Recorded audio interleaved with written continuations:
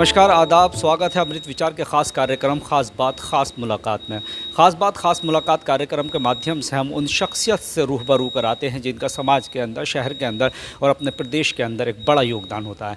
मैं इस वक्त मौजूद हूँ उत्तर प्रदेश के मुरादाबाद में। मुरादाबाद का ऐतिहासिक नाम मुरादाबादी है और मुग़ल बादशाह शाहजहाँ के बेटे मुराद के नाम पर इसे बसाया गया था, यानी मुरादाबाद का नाम मुरादाबाद रखा गया था।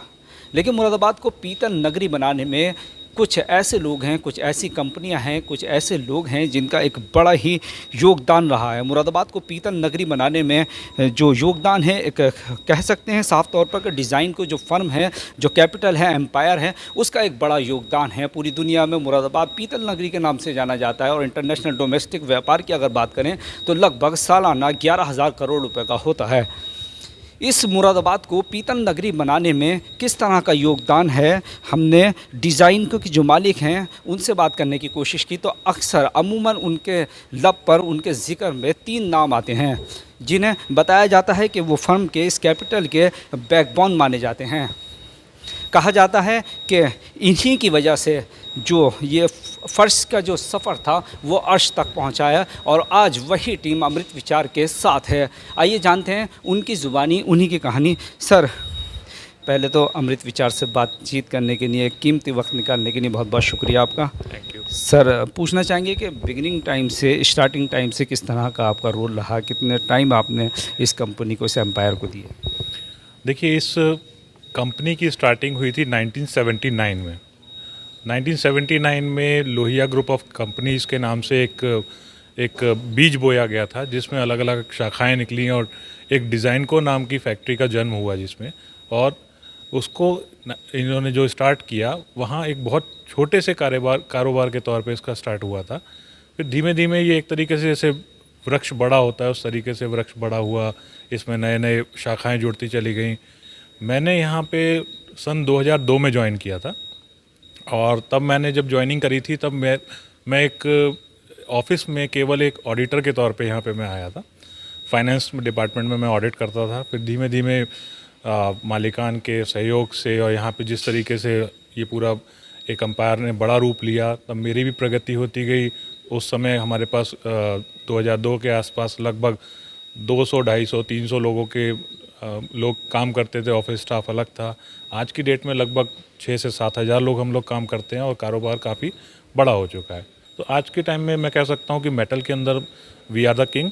और टचवुड हम लोग ऐसे जिस तरीके से प्रगति कर रहे हैं, हमारा कारोबार लॉकडाउन के दौरान भी काफ़ी ठीक रहा है। हमने कोई ऐसा बहुत समस्या का सामना नहीं किया है।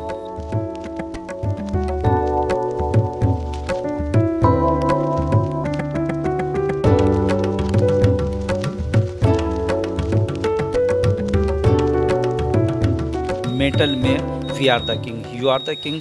किंग का सफ़र शुरुआती दौर से अब तक का किस तरह का रहा, किस तरीके से आप लोगों ने स्ट्रगल किया, क्योंकि एक लंबा वक्त लाइफ का आपने इस कंपनी को दिया है, इस एम्पायर को दिया है, तो क्या कहना चाहेंगे? देखिए, मैंने जब डिज़ाइन को ज्वाइन की थी, मेरी ये फर्स्ट जॉब थी और मैंने सन 2000 में कंपनी ज्वाइन की। एज ए कंप्यूटर ऑपरेटर मेरे को एंट्री यहाँ पे हुई थी। धीरे धीरे करते हुए मैंने ये सब काम सीखा। उसके बाद आज मैं यहाँ पे मार्केटिंग को हेड कर रहा हूँ। 20 साल का सफ़र हो गया, 21 साल हो जाएंगे मेरे को। मैंने बहुत सारे चेंजेस देखे, बायर्स की भी बहुत सारी रिक्वायरमेंट बढ़ गई। एक टाइम पे था कि खाली फ़ोटो बेच के और प्राइस बेच के हम सब काम कर लेते थे। आज की तारीख में हर बायर का अपना एक पोर्टल है, हमें जाके सारे काम पोर्टल पे काम करने होते हैं। पहले जो काम अकेला आदमी कर लेता था, आजकल नहीं, आज पूरी टीम की रिक्वायरमेंट है। जैसे कि हमने कहा समाज के लिए एक बड़ा योगदान है, तो किस तरह से, जैसे कि बताया गया कि लगभग 7,000 के लगभग वर्कर हैं और जो लॉकडाउन लागू किया गया था कोरोना वायरस की वजह से, काफ़ी सारे क्राइसिस थे सामने, उसके बाद भी आप लोगों ने सैलरी दी है उन्हें, तो किस तरह का योगदान आप अपना मानते हैं समाज के लिए? देखिए, हमारे बॉस लोगों ने हमारी 22 मार्च को बंद हुई थी, मार्च की हमें पूरी सैलरी दी गई और अप्रैल में भी हमें सैलरी दी गई। और भी जो लोग थे, कोई हमारे वर्कर को ऐसा क्राइसिस हुआ नहीं लॉकडाउन में डिज़ाइन को कि किसी वर्कर को, अगर 7,000 लोग यहाँ काम करते तो उनकी फैमिली अगर आप मिलाएंगे तो वो ज़्यादा ही 50,000 बैठेगी। या और भी जो हमारे भराती जिनको हम बोलते काम करने वाले थे, उनका भी पेमेंट डिज़ाइन को नहीं रोका लॉकडाउन के टाइम पर। अगर किसी का पेमेंट ड्यू था, हमने वो भी किया। तो डिज़ाइन को ने सभी का सहयोग किया लॉकडाउन के टाइम पे। मेरे ख्याल से तो कोई ऐसा व्यक्ति होगा नहीं जो हमसे जुड़ा हुआ है और वो ये बोलेगा कि हमें दिक्कत हुई, क्योंकि डिज़ाइन को ने सबका पेमेंट ऑन टाइम रखा।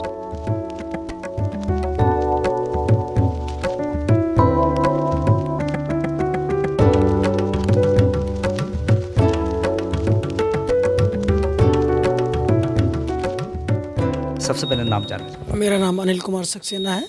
मैं डिज़ाइन को मैं सन 1996 से काम कर रहा हूँ और 1996 से अब तक की जर्नी में मैं एक एज ए सुपरवाइज़र यहाँ आया था और आज मैं प्रोडक्शन हेड कर रहा हूँ टोटल। सर, एक लॉन्ग टाइम आपने कंपनी को दिया है, इस एम्पायर को दिया। अगर उतार चढ़ाव की बात की जाए तो किस तरह के उतार चढ़ाव रहे जब आपने ज्वाइनिंग की और आज फर्श से अर्श तक आप लोग पहुँचे हैं, तो किस तरह से क्या लगता है आपको? कंपनी ने हमेशा हर साल ग्रोथ ही की है और ग्रोथ करने में हमारे जो मालिकान हैं विनय कुमार गुप्ता जी, उनका सबसे बड़ा योगदान, उनकी अथक मेहनत और दिन रात एक जुनून जो होता है काम करने का, वो उनके अंदर है कि इस एम्पायर को जो एक बीज बोया है उसको कितने आगे तक ले जाया जा सकता है, उसमें कितने ज़्यादा से ज़्यादा हमारे लोग काम कर सकते हैं, हम कितने परिवारों को रोज़गार दे सकते हैं, ये सब चीज़ें उसमें शामिल हैं।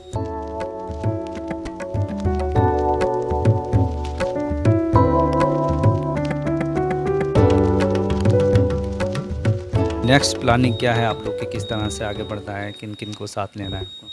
कंपनियां देखिए, जैसे मोहित ने बताया कि लोहिया ग्रुप ऑफ कंपनी जो स्टार्ट हुई थी उसमें अलग अलग बहुत सारी कंपनियां काम कर रही हैं। हम लोहिया डेवलपर्स भी एक कंपनी है हमारी जो उसमें है हमारे, और एकल विद्यालय से भी हम लोग जुड़े हुए हैं जिसमें हम छोटे और गरीब बच्चों के लिए स्कूल कॉलेज खोल रहे हैं। उस योजना के अंदर भी हम लोग जुड़े हुए हैं, मतलब डिज़ाइन को ग्रुप जुड़ा हुआ है और वो कर रहा है बच्चों की शिक्षा के लिए।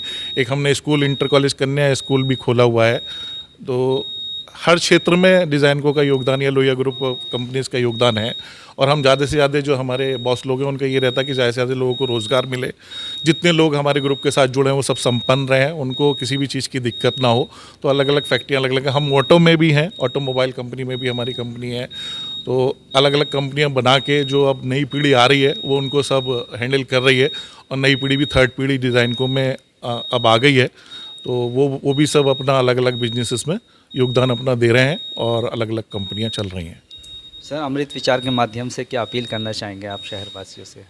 देखिए, शहरवासियों से चूँकि अभी कोरोना काल ख़त्म नहीं हुआ है, सबसे पहली अपील तो यही है कि भैया सब लोग मिलकर सुरक्षित रहिए। जो दूरी गवर्नमेंट ने डिसाइड करी है 2 गज दूरी है ज़रूरी, उसे मेंटेन करिए, मास्क लगा के रखिए। जो अभी कोरोना का टीकाकरण जारी शुरू हो रहा है उसमें सब लोग सहयोग कीजिए। और इम्पॉर्टेंट चीज़ ये है कि सबसे ज़्यादा ज़रूरी है कि जिस भी काम को आप करिए पॉजिटिविटी के साथ और एक डेडिकेशन के साथ करिए। हर काम को करने का एक तरीका होता है। अच्छे से अच्छे और कठिन से कठिन कार्य को भी बहुत आसानी से कंप्लीट किया जा सकता है अगर आपके पास उसको करने का सही तरीका आपको मालूम है और डेडिकेशन है, आपके अंदर जुनून है कि हाँ मुझे इसको अचीव कर लेना है। तो मेरा सबसे अपील यही है कि हर प्रकार के समस्या का समाधान है, उस पर निरंतर प्रयासरत रहिए, पॉजिटिविटी के साथ कदम आगे बढ़ाते रहिए और कहीं ना कहीं सफलता आपके कदम जरूर चूमेगी। बहुत बहुत शुक्रिया आप सबका अमृत विचार से ख़ास बातचीत करने के लिए। शुरुआत में हमने आपसे एक अल्फाज बयान किया था, एक लफ्ज़ कहा था कि मुरादाबाद के लिए एक बड़ा योगदान देने वाले डिज़ाइन को कंपनी, आपने देखा है किस तरह से सहयोग रहा है। मुरादाबाद पीतल की नगरी के नाम से जाना जाता है और ख़ास बात यह है कि भारत सरकार को एक बड़ा रेवेन्यू जनरेट कर देता है। तो यही वजह है कि जो मुरादाबाद की कई ऐसी कंपनी हैं, कई ऐसे एम्पायर हैं जो मुरादाबाद को पीतल नगरी बनाने में सक्षम हैं और आने वाले समय में जो डिज़ाइन को है एक नया कीर्तिमान स्थापित करने की जुगत में है। कैमरा पर्सन फरदीन अली के साथ अब्दुल वाजिद, अमृत विचार, मुरादाबाद।